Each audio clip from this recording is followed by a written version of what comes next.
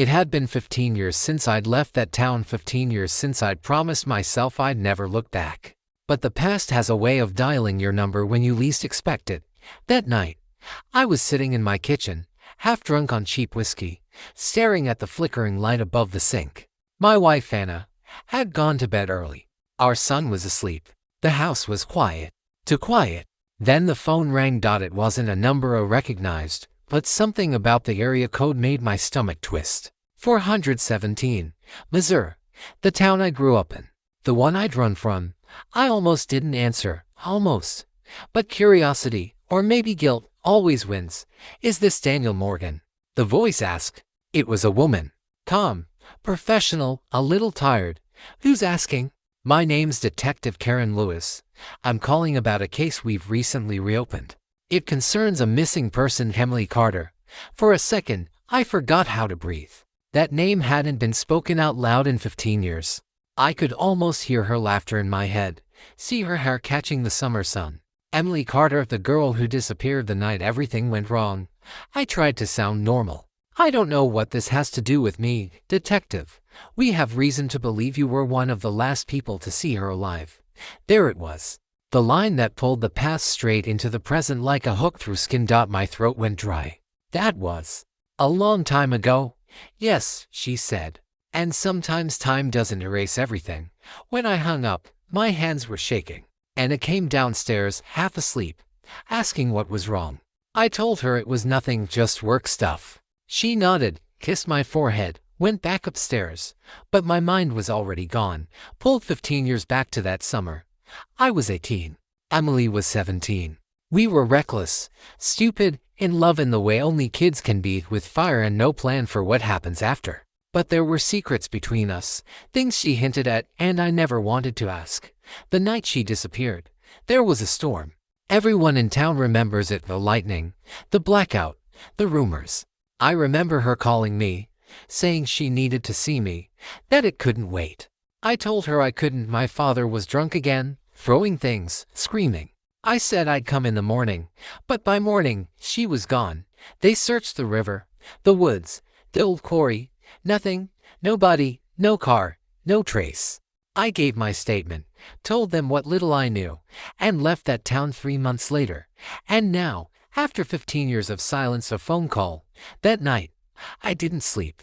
I sat in the dark, listening to the hum of the refrigerator, replaying every detail of that summer.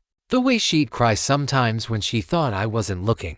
The bruise on her arm she said was nothing. The letter she tried to give me but tore up before I could read it. And then, the day before she vanished, she said something strange. If anything happens to me, don't believe what they tell you. At the time, I laughed it off. I thought she was being dramatic.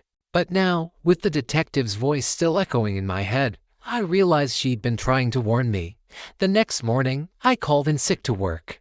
Anna didn't question it. She knew when to leave me be. I poured a cup of coffee, sat at my desk, and stared at an old cardboard box I'd kept buried in the garage. Inside was everything I hadn't let myself throw away: photos, letters, and one small, torn piece of notebook paper that read, "Meet me by the quarry. 9 p.m.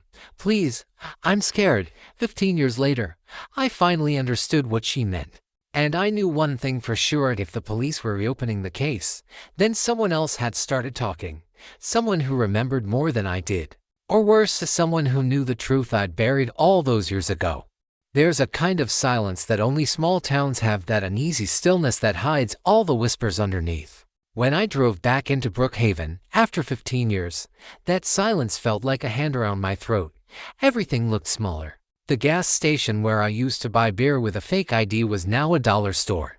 The old diner of Maggie's Place was still standing, though the sign hung crooked and half the neon lights were dead. Even the church steeple looked like it was leaning a little more than before. The world had moved on, but the ghosts hadn't.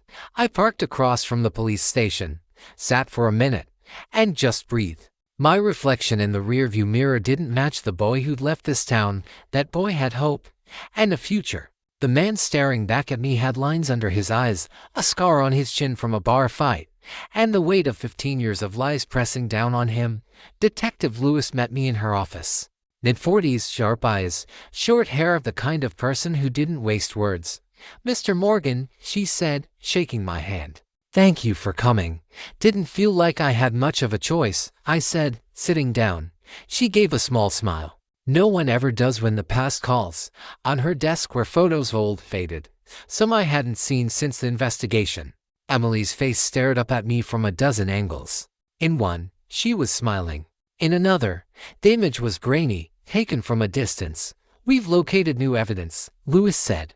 A hiker found a piece of jewelry near the quarry, a bracelet engraved with her initials. It matches one listed in the original report. I swallowed hard. So what does that mean? You think she's... We don't know yet, but it's enough to reopen the file. I nodded slowly. My hands were slick with sweat. You said I was one of the last people to see her alive. That's right. According to the statement, she called you the night she disappeared. Yeah. I rubbed my temples. She said she was scared. I told her I'd come in the morning. I never saw her again. The detective tilted her head. Mr. Morgan, are you aware that your father was questioned in the original case? That made me look up fast. What? She flipped through the folder, pulled out a photocopy. 2 days after Emily went missing, your father came in voluntarily. Said he'd seen her that night. He claimed she stopped by your house looking for you. I blinked. That's not possible. My father was drunk that night and passed out before 9. Lewis's eyes didn't leave mine. He told the investigators she was crying. That she said you were hiding something. Then she left. Alone. My stomach turned. He made that up. He lied about everything when he drank. Maybe, she said. But your father's dead now, so we can't ask him. I sat back, trying to process it. My father and I had barely spoken in those last few years before he died. I'd always told myself that cutting ties was freedom. Now it just felt like another unanswered question. Detective, I said quietly, what do you think happened to her? She studied me for a long moment. I think someone in this town knows. And I think they've been keeping that secret for a long time. When I left the station, the sun was already dipping behind the hills. I drove to the edge of town, where the road curved toward the quarry. The gate was still there, rusted and half broken. Beyond it, the dirt trail wound down toward the water, black and still as glass. I hadn't been there since the night of the storm. Standing there, I could almost feel her beside me. Her voice, her hand in mine, and the fear in her eyes the last time I saw her, though back then, I hadn't understood it. I crouched down, ran my fingers through the gravel. That's when I noticed it, a glint of something half buried near the water's edge. I brushed away the dirt.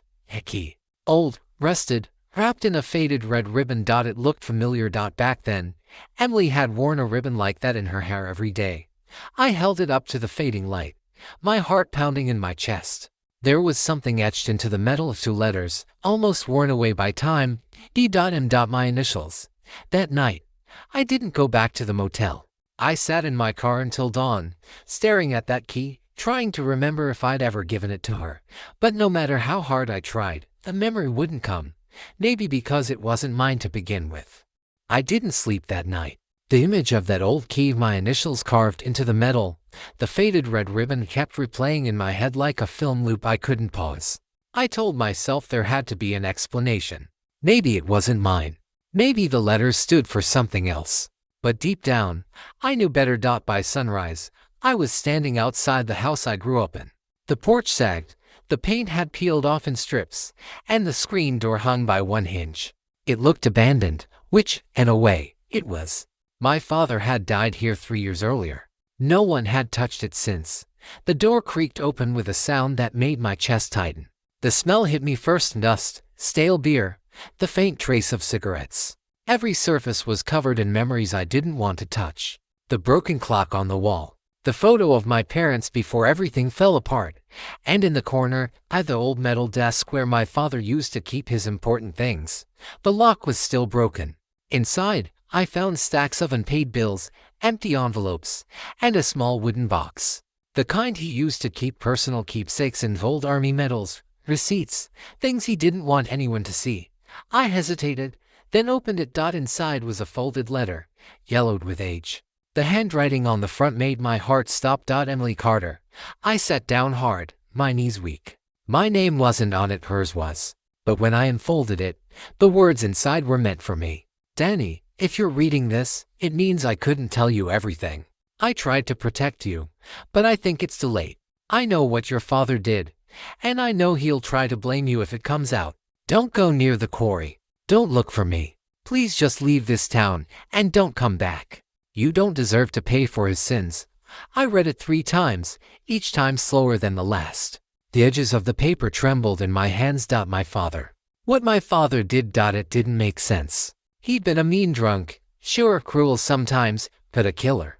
No, I refused to believe that. And yet, the key in my pocket burned like a brand. I went through the rest of the box, searching for anything that could explain the letter. Receipts, notes, junk. Then, taped to the bottom of the box, I found a small Polaroid photo. It showed a shed. Wooden, old, isolated. I recognized it instantly. It was the storage shed near the back of our property, the one my father never let me near. The one that had always been locked. Suddenly, I remembered something else one night when I was a kid, maybe 13. I'd heard voices coming from that shed. My father's, and someone else's, the girls, crying. When I asked him about it the next morning, he'd slapped me so hard my ear rang. Said if I ever went near that place again, he'd make sure I regretted it. I'd never forgotten the fear in his eyes when he said it. Now I understood why. I drove straight to the back of the property. The grass had grown wild, swallowing half the shed. The padlock was rusted, but the key, that old key, slid in perfectly. The door creaked open. The smell of mildew and rot filled the air. Dust motes swirled in the light, slicing through the cracks in the wall. At first, I saw nothing unusual, just old tools, boxes, and the skeleton of a lawnmower. But then, behind a stack of paint cans, something caught my eye. A small metal box. The same kind my father kept his old army things in. Inside were newspaper clippings, police flyers, and a photo of one I'd never seen before. Emily, standing near the quarry. Her face pale, her eyes swollen, like she'd been crying. And next to her, my father. His arm around her shoulder. My stomach dropped. Underneath the photo was something even worse, a torn piece of a red ribbon. The same ribbon that had once been tied around the key.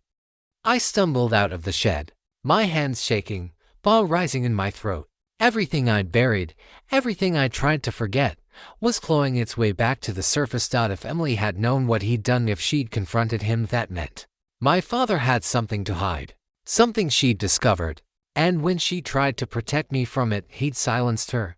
But the letter, the key, the photo, none of it explained why they'd resurfaced now, unless someone else had known all along.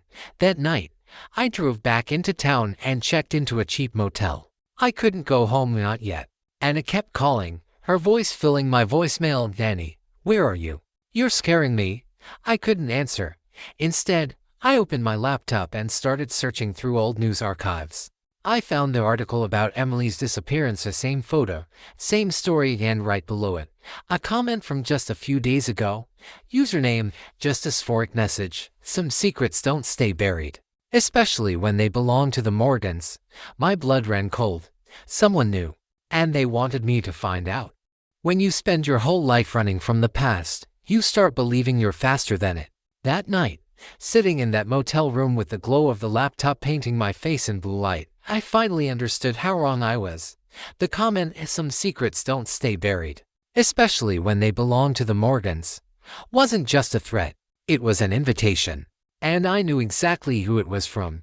There'd only been one other person who knew what happened that night besides me and Emily. Mark Carter, her older brother. We used to be friends, the kind of friends who did everything together until Emily came between us. After she disappeared, Mark blamed me. He said I'd led her into trouble. Said I'd ruin everything she touched. I hadn't seen him since the funeral for my father 10 years ago, where he'd stood at the edge of the crowd and walked away without saying a word. Now, he was back. And he wanted something. I didn't waste time.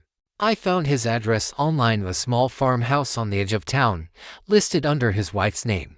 It was past midnight when I pulled up, headlights cutting through the fog. The house looked quiet, but a single light glowed in the barn out back. I got out, walked across the field, and pushed open the barn door. Mark was there, sitting at a workbench, a beer in his hand, staring at an old photo tacked to the wall. Emily, smiling, frozen in time. He didn't look surprised to see me. Didn't take you long, he said without turning around. His voice was rough, tired, older.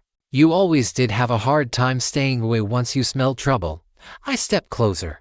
You left that message. He laughed, bitter and low. Took you long enough to figure it out. Thought maybe you'd finally grown a conscience. What do you want, Mark? He turned then, eyes bloodshot but sharp. Truth. That's all I ever wanted. I hesitated. I didn't hurt her. He slammed his beer bottle down, glass shattering. No, you just left her, didn't you? She called you that night, begged you to meet her and you ignored her. You knew she was scared. You knew what your old man was capable of, and you still didn't show. I swallowed hard. You think I don't live with that every day? He stared at me, his jaw tightening. Then live with this. He reached into a drawer, pulled out a small, sealed evidence bag. Inside was a phone rolled cracked, but familiar. This was found near the quarry last month, he said. Police didn't say much, but I got my hands on it. Guess whose number she called last? I didn't answer. I didn't have to. He tossed the bag onto the table. It's your father's number. The night she disappeared, the words hit me like a punch to the chest. She called him, I whispered. Not me. Mark nodded. And you know what else? That key you found. The one with your initials. It's not yours. It's your father's, David Morgan. He used to mark everything with those damn letters. The floor seemed to tilt beneath me. All those years, I'd blamed myself for not being there, for walking away, for not saving her. But the truth was so much worse. He killed her, I said quietly. Mark's jaw clenched. We don't have proof. Not yet. But I've been digging. That shed behind your old house. The one your dad kept locked. He used to take her there. My sister. Told her he was helping her find work, teaching her how to handle tools. She was too young to see what he was really doing. My hands were shaking now. I didn't want to hear it, didn't want to imagine what those words meant. Mark stepped closer, his voice low. She told me the night before she vanished that she was going to tell you. Said you had to know what he'd done. She thought maybe you'd believe her. I felt sick. She wanted to protect me. She loved you, he said. Even after what he did. For a long moment, neither of us spoke. The sound of the old ceiling fan hummed in the silence like static. Then Mark reached into his pocket and pulled out a folded sheet of paper. I found this in her things, he said, handing it to me. It was hidden in one of her journals. Looks like she never sent it. I unfolded it slowly, my eyes scanning the words. Danny, if you ever forgive me for leaving, please remember none of this was your fault. I just wanted to keep you safe. He said he'd hurt you if I told anyone. So I have to go. I'll find a way to make it right someday. By the time I finished reading, the paper was shaking in my hands. Mark looked at me with something that wasn't quite anger anymore. He took everything from both of us. But the truth's out now. That's enough for me. I nodded. My throat was tight. What will you do? Tell the police. Let them dig up whatever's left. He turned back toward the photo of Emily, his voice softer. She deserved better than all of us. When I walked out of that barn, the night felt heavier than ever. I drove until dawn, the letter on the seat beside me, the truth echoing in my head. My father had done the unforgivable. Emily had sacrificed herself to protect me. And I'd spent 15 years hating the wrong man, but even knowing the truth didn't bring peace. Because now there was something worse gnawing at me, the question I couldn't shake. If the police had just found that evidence, the key, the phone, the ribbon, who'd put them there? Someone wanted this story to resurface. Someone who knew both of our secrets. When I got home that morning, Anna was waiting on the porch, her arms crossed, her eyes red from crying. Where have you been? She demanded. I opened my mouth to answer, and then I saw it, on her wrist, a thin red ribbon.